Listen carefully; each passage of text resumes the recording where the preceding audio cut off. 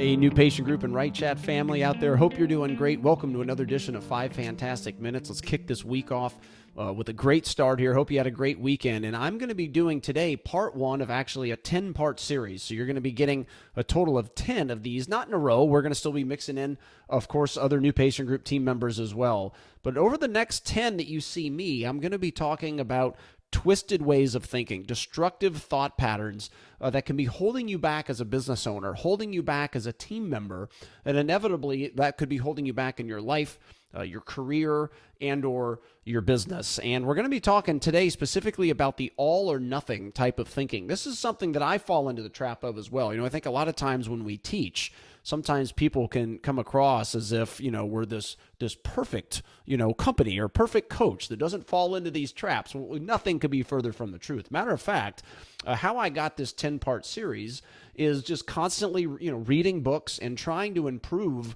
things that I know that I have problems with. And the reality is I know I'm not the only one. And as you read and you find things that, are your strengths and you can build on your strengths, and you read and you find your weaknesses and how you improve your weaknesses, it's how I like to really come together and create new content for this company. Over the course of December, December is kind of a reset month for me mentally. I'm looking to next season for the podcast and looking forward to shooting new courses and coming at everybody out there watching with new challenging material. And this is one of them. And this all or nothing thinking that I was talking about is something we really fall into the trap of, many of us, where we think that it's got to be absolutely perfect and we have to accomplish the whole picture, like the whole dream, if you will. Otherwise, it's a complete and utter failure.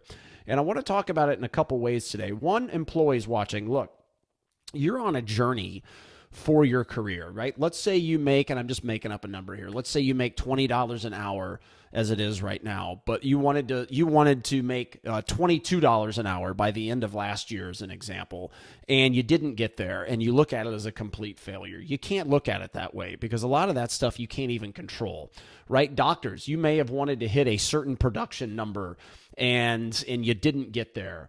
Whatever it may be, office managers, you may have wanted to hit a certain salary and you didn't get there, and you're saying to yourself, crap, like I complete failed. Yet we ignore so many different positives that happened over the course of, in this case, last year, right? Or we ignore just so many of the positives that can actually propel us forward. And instead of making $22 an hour, hourly employee watching, maybe some of the things that are happening over your journey may inevitably get you to $25 an hour, but you're not there yet, right? And that's why we always talk about controlling the things that we can control and then looking back on as many of the things that you can control.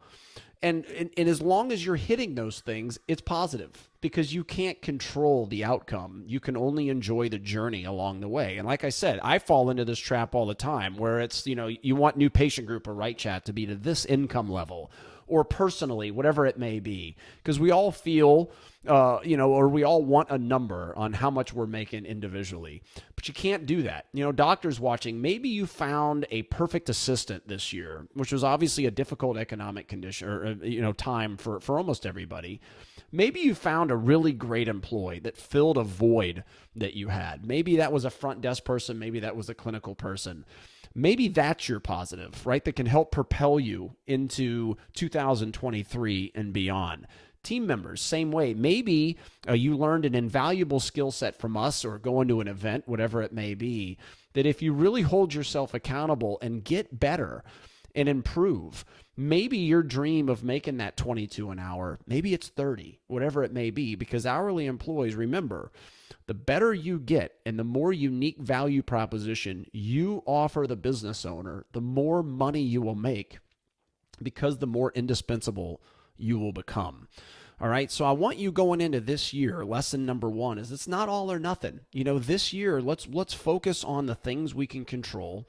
Let's hit those as much as we possibly can. And then the things we can't control, if it doesn't come out the way we want, we got to let it go, and we've got to look at the positives, all right? Don't have that all or nothing thinking. Let's focus on the positives. Enjoy the journey of 2023. My next 5 fantastic minutes, we're going to be coming back, part 2 of self-destructive thought patterns that we need to overcome in the new year. We'll see everybody soon. We appreciate the loyalty, you being a part of our Right Chat and New Patient Group family. See you soon. Have a great week. Bye-bye.